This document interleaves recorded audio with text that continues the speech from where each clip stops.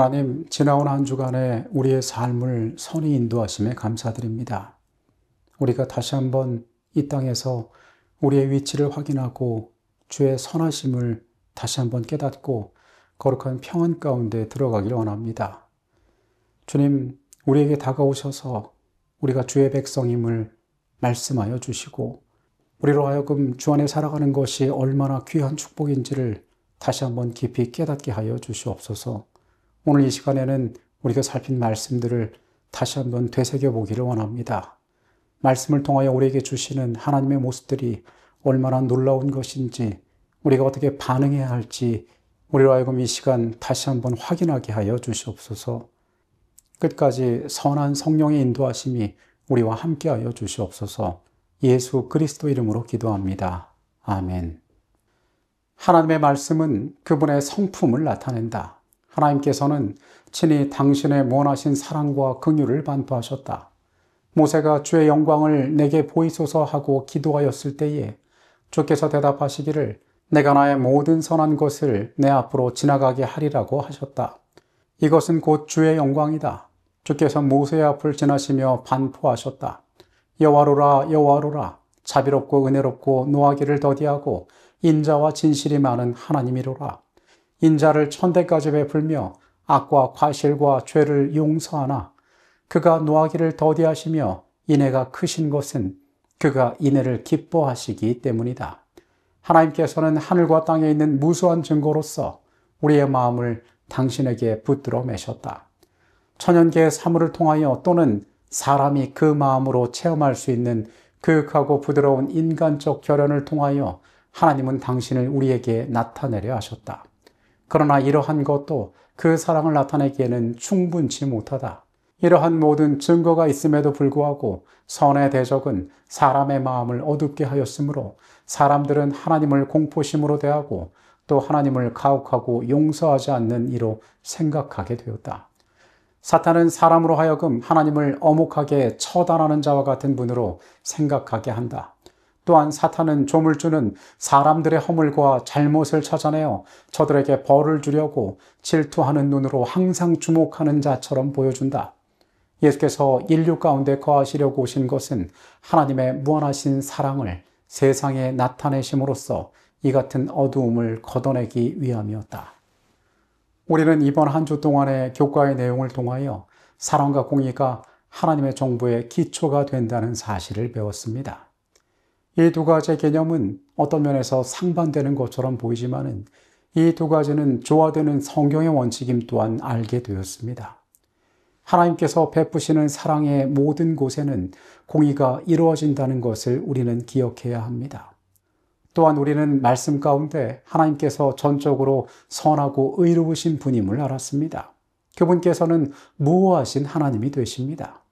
하나님께서는 모든 것에 의로우시고 모든 것에 진실하시며 모든 것에 신뢰할 만한 하나님이 되시는 것입니다. 그분께서는 또한 선한 은혜로 세상에 임하십니다. 우리에게 친절히 가장 좋은 것으로 베풀고 주기를 원하시는 하나님이 되신다는 것입니다. 그 하나님께서는 변함없으신 분이라고 성경은 말합니다. 변함이 없다는 것은 하나님의 품성에 변함이 없다는 것을 우리는 알고 있습니다. 하나님은 언제나 그 자리에 계시지만 관계적인 상호적인 변화로 말미암아 그분에게 변화가 있는 것처럼 비춰지는 것입니다. 하나님께서 뜻을 돌이키신다는 말을 우리는 성경에서 보았습니다. 하나님께서 후회하시는 분이신가라는 생각을 우리는 해보게 됩니다. 그러나 하나님의 뜻을 돌이키심은 사람의 후회와 다르다는 것을 우리는 확인할 수가 있었습니다. 사람의 후회는 마음의 변화를 의미합니다. 내가 했던 잘못된 선택을 후회하고 그리고 그것을 변화시키는 다른 결정을 내리는 것입니다. 그러나 하나님의 후회는 결코 마음의 변화를 의미하지 않습니다. 그분께서는 완전하신 분이기 때문에 결코 거짓이나 후회하심이 있을 수가 없습니다. 다만 하나님의 후회는 환경과 관계의 변화를 의미하는 것입니다. 하나님께서 뜻을 돌이키는 성경의 여러 장면 가운데 우리는 왜 그 하나님께서 뜻을 돌이키셨는지를 일관되게 바라보게 됩니다. 하나님께서는 성경 가운데에서 그 백성들이 자신의 잘못된 길에서 돌이켜 하나님께 나올 때에 뜻을 돌이키시겠다라고 말씀하십니다. 그 하나님께서는 그 백성들의 돌아오는 그 모습을 받아주신다는 것입니다. 환경과 관계가 변화되었던 것입니다. 세상에 베풀어진 하나님의 모든 사랑을 가장 집약한 완성체는 십자가라는 사실을 우리는 보았습니다. 그것은 우리에게 하나님의 사랑의 정수를 보여주고 있습니다. 우리가 죄인 되었을 때에 우리에 대한 하나님의 사랑을 확증했던 것이 바로 십자가였습니다.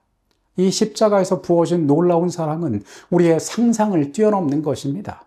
그것은 태양과 비가 모든 인류에게 동등하게 주어지는 것처럼, 선인과 악인에게 공평하게 나누어지는 것처럼 모든 사람들을 위하여 주어졌습니다. 더하여 그리스도께서 우리에게 명하신 그 사랑은 완벽한 사랑을 우리에게 주셨음을 우리는 알고 있습니다. 원수를 사랑하고 박해하는 자를 위하여 기도하라는 그리스도의 말씀 가운데에서 하나님께서 사람에게 주신 사랑이 얼마나 놀라운 것인지를 우리는 깨닫습니다. 그러나 이 모든 사랑들은 심판의 날에 공의 가운데 드러날 것임을 또한 우리는 살펴보았습니다. 왜냐하면 이 사랑과 공의는 하나님의 정부의 공통된 기초가 되기 때문에 그렇습니다.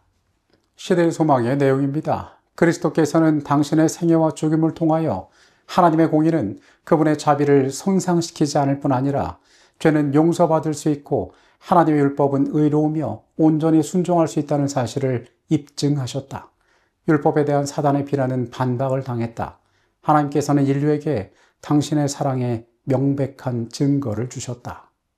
이번 한 주간 동안의 말씀을 통하여 우리는 하나님께서 우리의 삶에 대하여 얼마나 놀라운 사랑을 주셨는지를 먼저 기억해야 합니다. 그리고 그 주어진 사랑이 공의의 원칙 가운데 우리에게 부어졌음 또한 기억할 필요가 있습니다. 여러분, 주께서 우리를 부르시기 위하여 머지않은 날에 이 땅에 오실 것입니다.